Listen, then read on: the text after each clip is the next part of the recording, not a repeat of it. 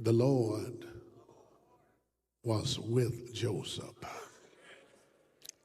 Help me say, the Lord was with Joseph.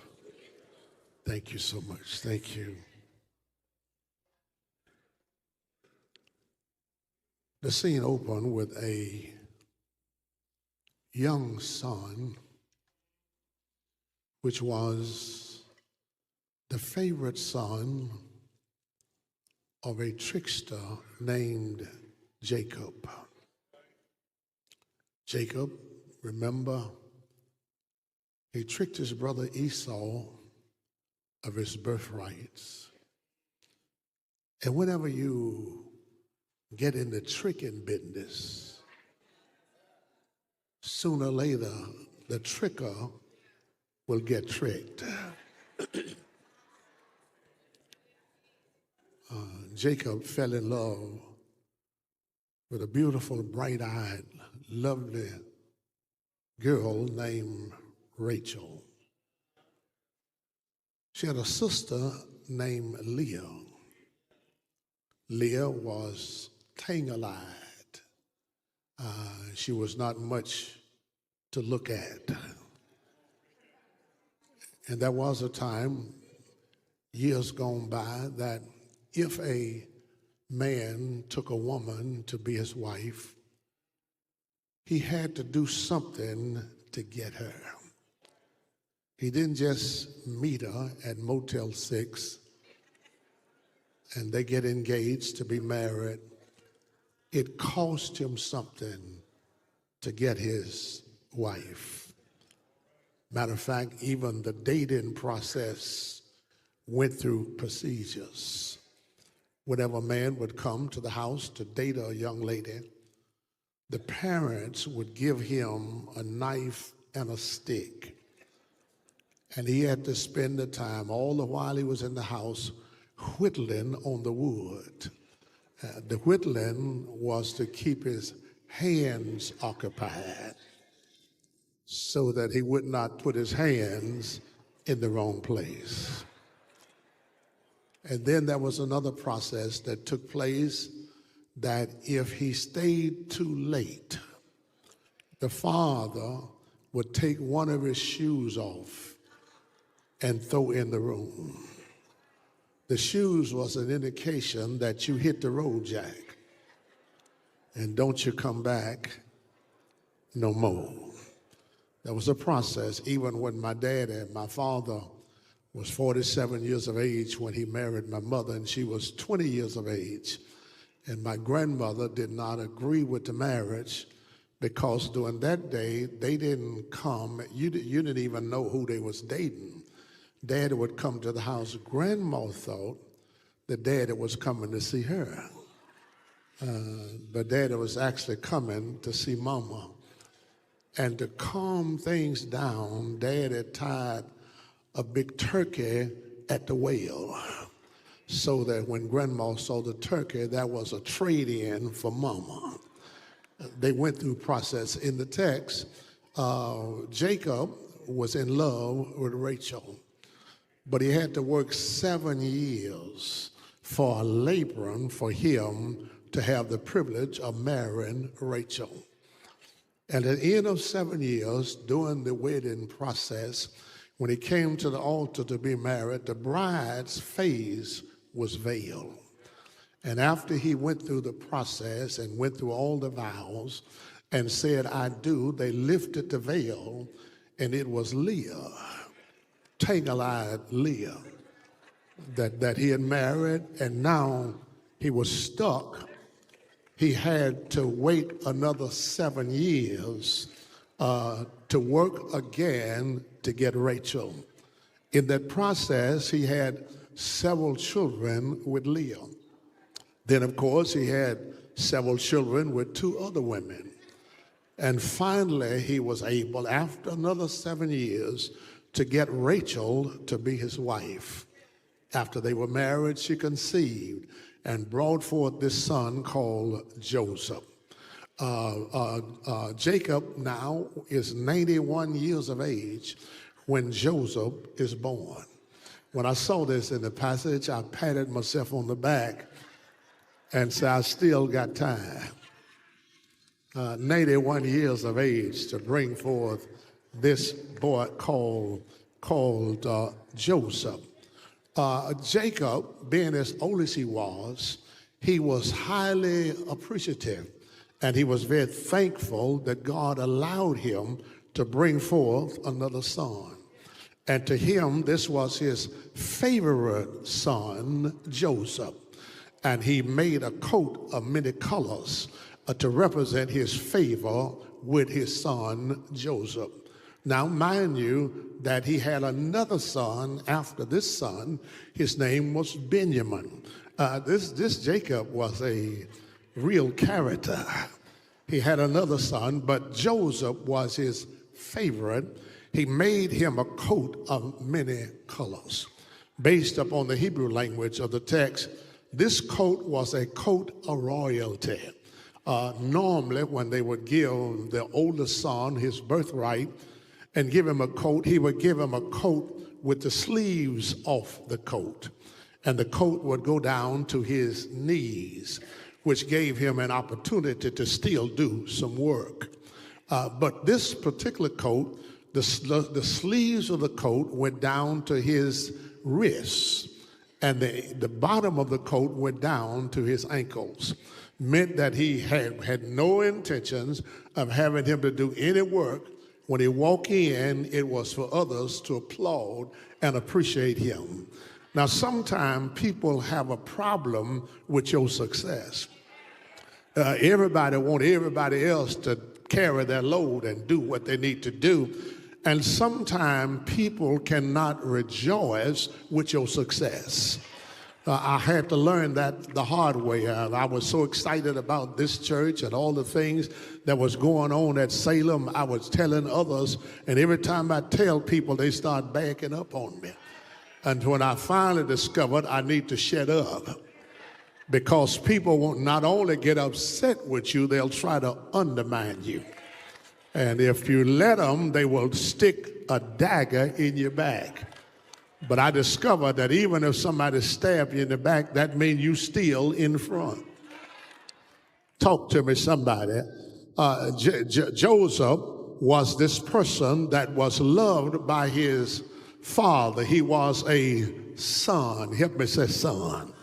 He was a son, but before I left that, it dawned on me that we too are sons. Because John chapter 1 verse 12 said, for as many as believed on him gave thee power to become the sons of God. Whenever you are a son, you step into the footsteps of being favored, because the Father will bless the Son. And you need to understand that you too have been blessed and are one of the blessed ones. And when you're blessed, you're favored, not just favored, but highly favored. You did know that you're highly favored, don't you? Anytime you see what God have done for you, I say this often, that even when you stand in the mirror, you don't have to have cars or cash or clothes or commodities or creature comforts or Caribbean cruises or a little cottage in the country. When you just look in the mirror, you see somebody that's blessed. Because when God made man, he gave him 263 bones, 600 muscles, 970 miles of blood vessels, 32 feet of intestines, 32 teeth in his mouth, eyes like cameras. Every time they flash, take a picture, send it to the brain to be developed. A heart that beat from 60 to 80 times a minute on an average of 72 times per minute. A tongue with 400 cups that can pick up the sweets and the sours. 20,000 tiny hairs in his ear that can pick up the highs and the low. No wonder the psalmist said, it is he that have made us, and not we ourselves. We are blessed. We are highly favored. Being highly favored, Jacob sent his son Joseph to go check on the other sons, because he knew these other boys had some problems. They were his brothers, but they didn't have it together. When Joseph saw what the other brothers was doing, he went and told his father. I want to say that 3 times. When his brother saw what the other brothers was into, Joseph went and told his father. When Joseph discovered what these other brothers was doing, he went and told his father. He didn't tell Facebook. He told his father. He didn't put it on media. He told his father. He didn't put it on YouTube. He told his, wouldn't it be nice if you see your brother stumbling that you tell your father? I wish you had some help in this house, because he's the only one that can help you if you talk to me, somebody. He told his father. The boys became angry with Joseph. They didn't like what he was doing. They didn't like him. When they saw him coming in the field, they had a meeting among themselves.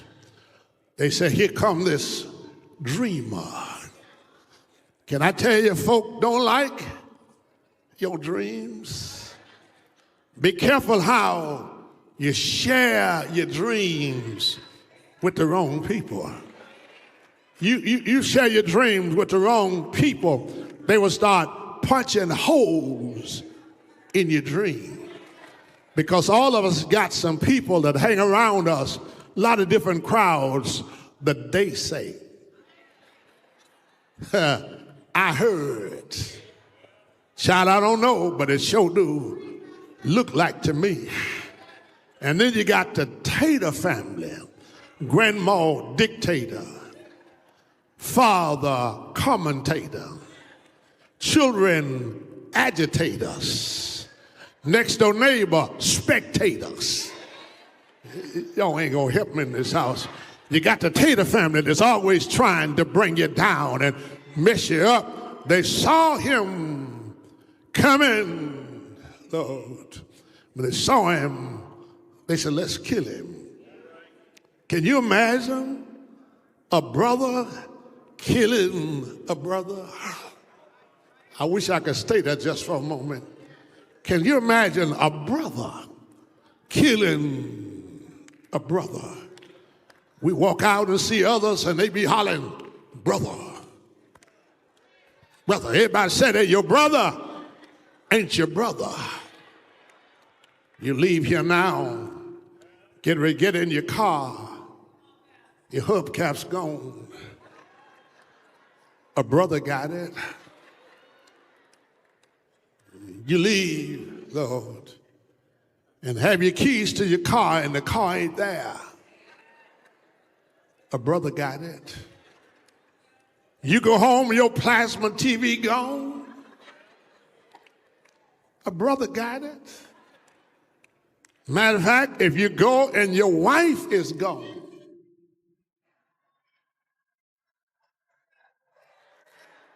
a brother got her.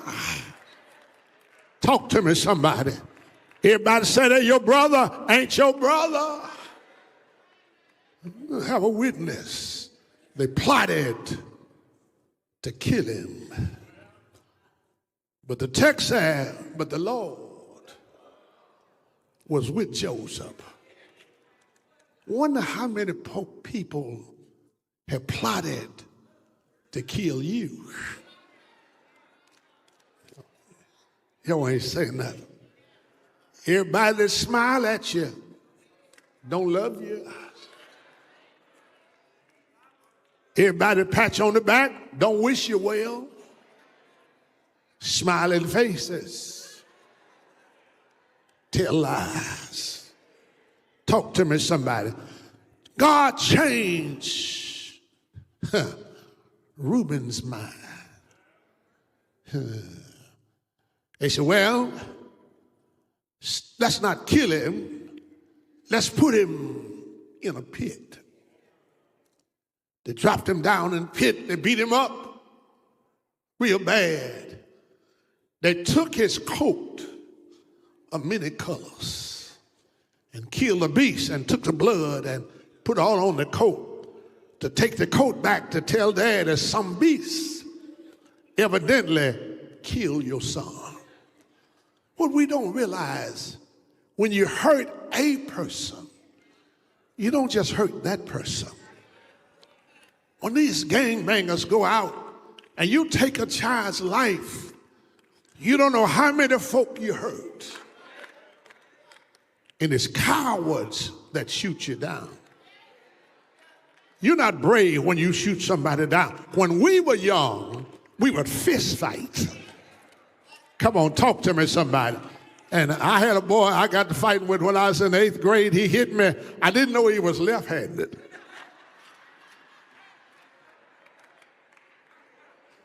I'm waiting on the right. He hit me with the left, and I went straight out like a flickering light. But I lived after the fight. Now when you kill somebody, you kill them. But what you don't realize is you kill many more. Genesis chapter 4, the Bible says Cain rose up against his brother Abel and slew him. The word slew means slaughter.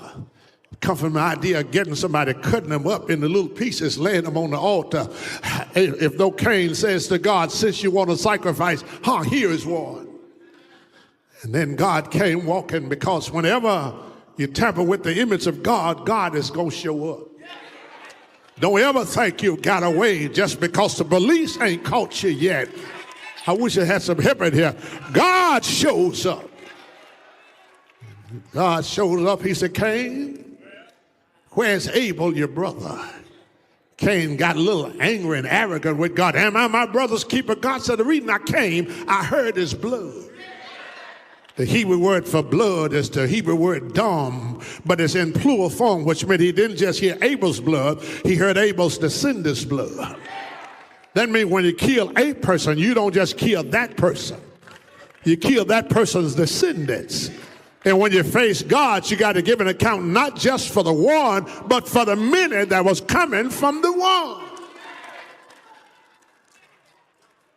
He put him in a pit. Judah said, that's good. Let's get rid of him. Ishmaelites came, and they was looking to buy a slave. How many know God will send the right people by at the right time? It ain't always the one you look for. I was on the way to a funeral some years ago, and my car stopped at Poplar and West in Germantown. Just stopped at the light. I got out, raised the hood. On the way to a funeral, I said, somebody will recognize me. That's why some of the members came by. Hey, Rep. Members of New Salem. Kept right on by. That's why 2 deacons came by. Hey, Rep. Kept right on by. A white man turned his car around, pulled up, raised his hood, boosted my car off. I reached in my pocket to pay him. He said, just help somebody else. Wasn't the ones I expect to stop by. I wish I had 2 witnesses here. Y'all don't hear me in this house. God will send the right person by at the right time. He sold him to the Ishmaelites. But you know what the Bible said? But God was with Joseph. Now, wait a minute. Whenever you think God is with you, you be expecting to avoid trouble. You say, if God with me, I know I ain't got to go through this. Let's see. God was with Shadrach, Meshach, and Abednego, but they still ended up in a fiery furnace. Somebody ought to talk to me and say, God was with Daniel, but he still ended up in a lion's den. God was with Israel, but they still had to cross the Red Sea. Can I tell you, there is no easy way when it comes to serving God. 2 Corinthians chapter 4 verse 8 said we're troubled on every side. It was comical to me. We had a deacon named James Harville. He would pray during the devotional time on Sunday morning. I remember it like it was yesterday. He would pray this kind of prayer. Oh Lord, you is a troublemaker.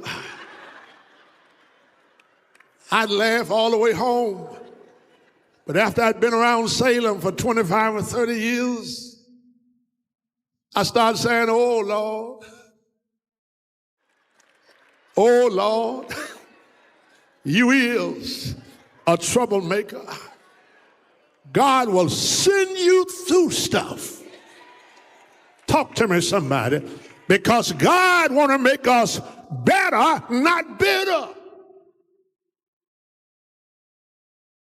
It's amazing how the animal kingdom prepare their young to encounter crisis. When an eagle lay his eggs, he lay them way out in the middle of nowhere on an old dead tree. But he prepared his nest at the beginning as to what he know is going to happen. When the eagle prepare a nest, she takes sticks and design her nest with sticks. After she gets sticks, she then gets straw and put in the nest. Then she go out and get branches of thorns and plait the nest with thorns. Then she shed her feathers and lay them in the nest to make the nest comfortable. Then she lay her eggs. Once she set on the eggs, they hatch. Little eaglets come out. When it's time for them to learn how to fly, she stir her nest. She moved the comfort out. She moved away the feathers. She moved the straw out. And so now thorns are sticking the little eaglets to the extent that they are uncomfortable in the nest. So they climb up on the back of Mother Eagle. And while on her back, she brought her wings and fly out in the midst of the blue yonder. And while they're comfortable, enjoying the ride, she dived from underneath them and pull over the little eaglets and watch them flop, try to save their own lives. When it looked like they can't fly, she dive under them and catch them, carry them back to the nest, let them rest. Then she put them on her wing. She keep doing it till they can fly on their own. Sometimes our nests get too comfortable. Y'all don't like me in this house. Sometimes our nest gets to the place where we comfortable with our nest. So God stirs the nest.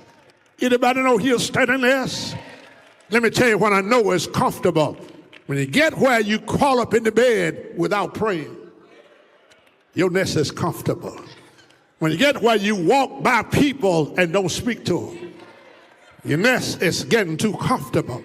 When you get where you can just at random miss church and sit at home and lay on the couch and watch a football game, your nest get too comfortable. And God will stir your nest. Do I have a witness? His nest, Joseph was sold to the Ishmaelites. But can I read something for you? Because I need you to know why he was blessed.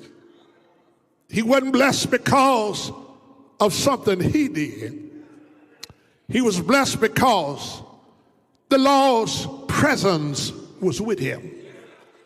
Can I tell you, in life, I know you check before you leave home to see if you got your credit cards. You check, see if you have your cell phone. You run back in because you forgot the keys to your car.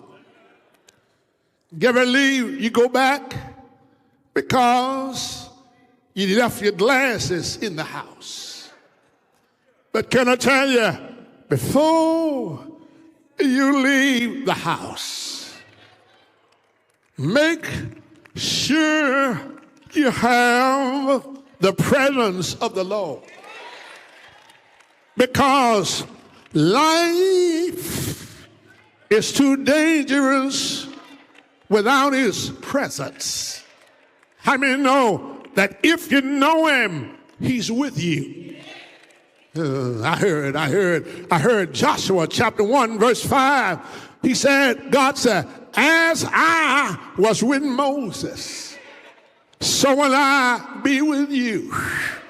That's why you need to make sure his presence is there, because in life you're going to end up going some places mama can't go. You're going to end up going to some places your daddy can't get there. You're going to get to some places your doctor can't come see you. You're going to get into some stuff your attorney can't come to where you are. But can I tell you, there is one, I'm going to let y'all go here in a moment, that can come with you wherever you go. I travel all over the world. Every week I'm in some town or some city. But can I tell you, I had several people last week say, you amazes me. I had a panel discussion, about 500 pastors are sitting on the stage questioning me about my ministry and about how I survived. They said, what baffles us is you go everywhere by yourself. Where are your security? Where are your bodyguards? I said to them, I got somebody with me. As I have two good friends of mine that travel with me everywhere I go. One is named Goodness. The other is called Mercy. Surely goodness and mercy shall follow me all the days of my life. How about y'all? Matter of fact, they so awesome I can let y'all share goodness and mercy. Let me get out of here. Now watch this, and I'm gonna let y'all go.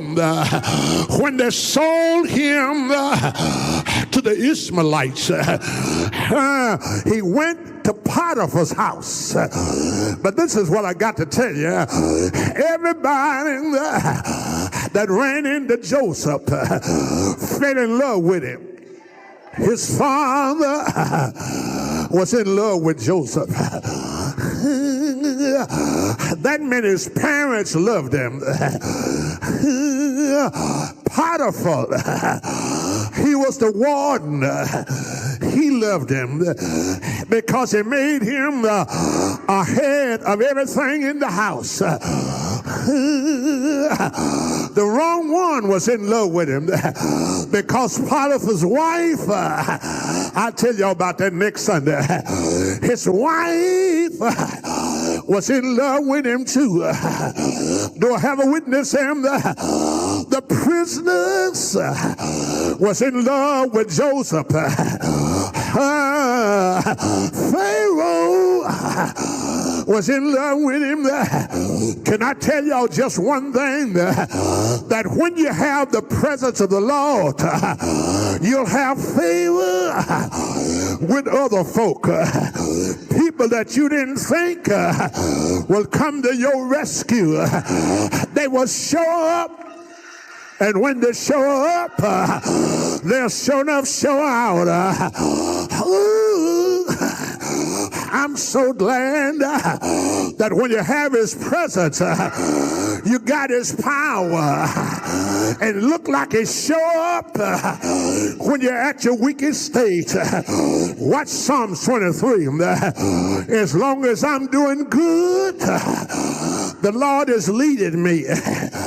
He lead me beside still water. He lead me in the path of righteousness. When I got it together, he got behind me. Surely goodness and mercy shall follow me. But when I get in my deep valley, he's not ahead of me. He's not behind me. He's right by my side. Yea, though I walk through the valley of the shadows of death, I feel no evil, because the Lord is with me. Have I got a witness here? Isaiah 43, verse 2 and 3. So I can walk through the water and won't drown. I can walk through the fire and the fire won't burn me. Can I tell you why? Because Jude said, now unto him that's able.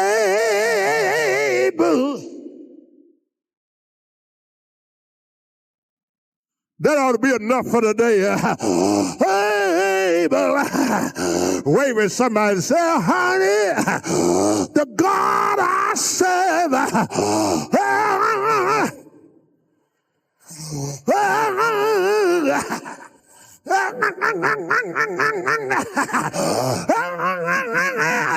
Able. Hey!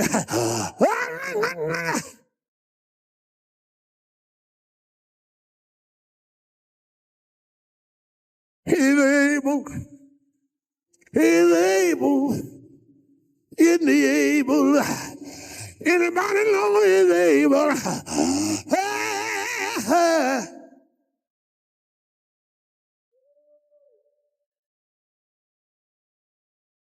He's able. He's able. He may not come when you want him, but he's always right on time. I got a warning for you. Don't mess with nobody that have the presence of the Lord in their life. They may look like they're weak, but they got strength all around them. Don't mess with them if God's presence is upon him, because with God, you are the majority. Help me say, with God, I don't care how many folk come up against you. If the Lord is with you,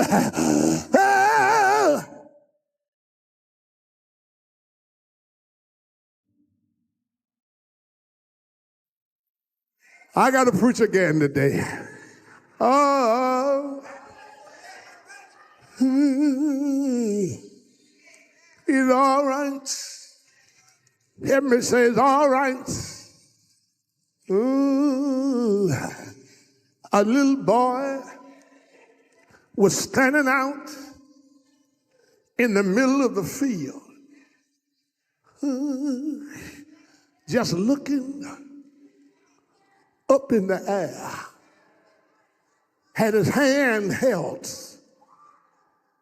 Man walked by and said, what you doing? You keep looking up. He said, what you got up there? He said, got a kite. It's through the clouds. The man said, I don't see nothing. The boy said, I don't either. He said, but why you keep holding the cords?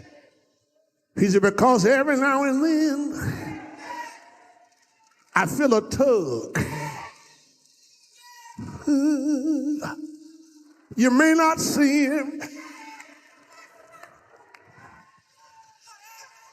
You may not see him, but if you keep holding on, every now and then,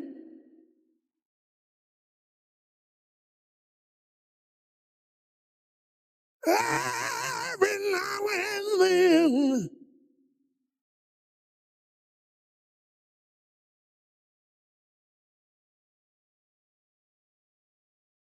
you feel a tug.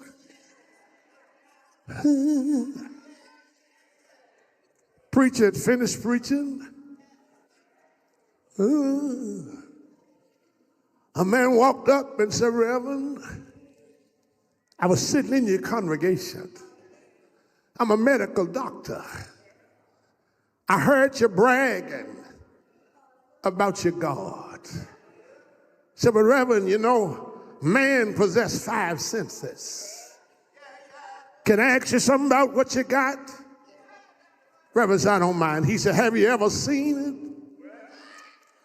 Reverend said, no. Have you ever heard it? He said, no. Have you ever smelled it? Reverend said, no.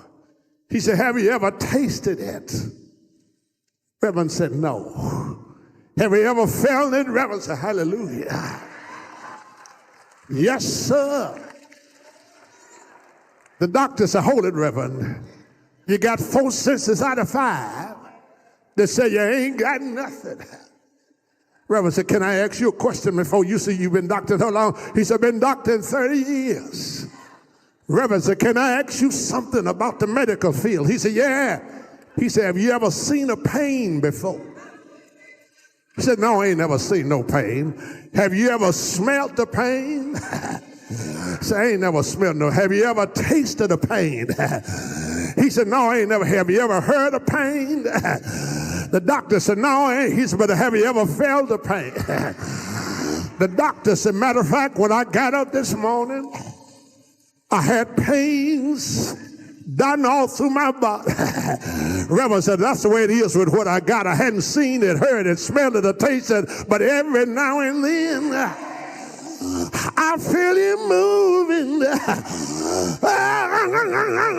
Moving.